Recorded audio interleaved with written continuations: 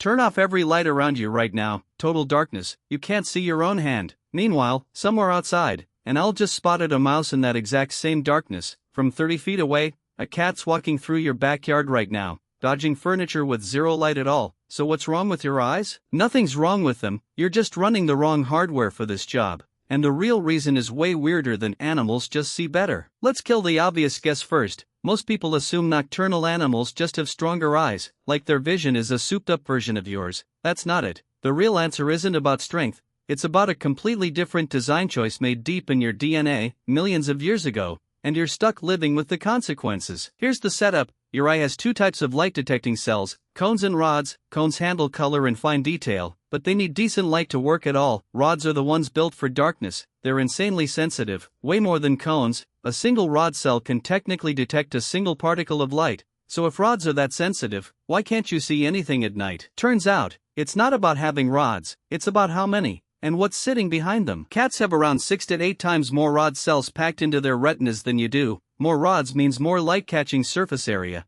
catching every scrap of available light instead of missing most of it like your eyes do. But rods still aren't the biggest reason cats own the night. There's something else going on entirely, and it's the part most people have never even heard of. Behind a cat's retina sits a structure called the tapetum lucidum, a mirror-like layer that reflects light back through the retina a second time. Light enters the eye, passes through the rods once, and instead of just getting absorbed or lost, it bounces back and passes through again. Double the exposure, double the chance those rods catch something. That's also why a cat's eyes glow when your headlights hit them at night. You're literally watching leftover light bounce back out. You don't have a tapetum lucidum, neither does any other daytime adapted primate. Deer have one, dogs have one, humans traded it away millions of years ago for something else entirely. But none of that explains the biggest difference. Losing night vision wasn't a failure, it was a trade. And it happened for a very specific reason. Around 55 million years ago, our early primate ancestors made a massive shift. They moved into a lifestyle built around daylight, climbing through trees, spotting ripe fruit, judging distances between branches, and for that kind of life, you don't need more rods, you need more cones, and specifically, you need color. Now picture this, most mammals only have 2 types of cones, which limits their color vision to blues and yellows,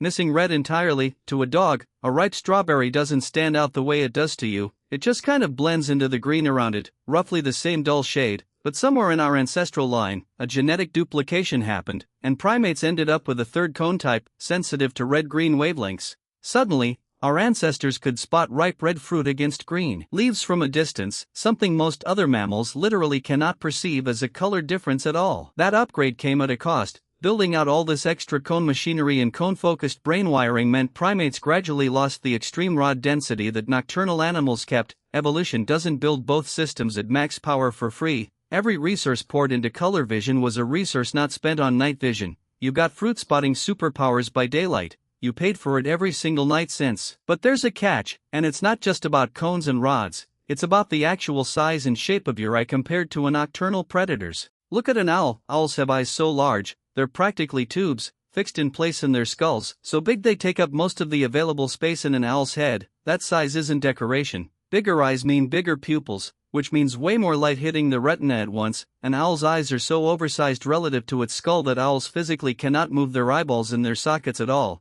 That's the real reason an owl swivels its whole head around, up to 270 degrees. It's not being dramatic, it's compensating for eyes that are basically locked in place. Your eyes are small, mobile, and built for a completely different priority, detail and color under daylight, not light gathering in darkness. Which raises a weird question: if nocturnal animals get bigger eyes, more rods, and a built-in mirror, did humans just get the worst deal here? Actually, no. And this is the twist that flips the whole story. Nocturnal predator eyes come with a serious downside. All that extra light-gathering hardware costs sharpness. Owls have famously poor visual acuity up close, and many nocturnal animals see the world as a blurrier, lower detail version of what you see in daylight. Cats can't read fine text or distinguish subtle detail nearly as well as you can.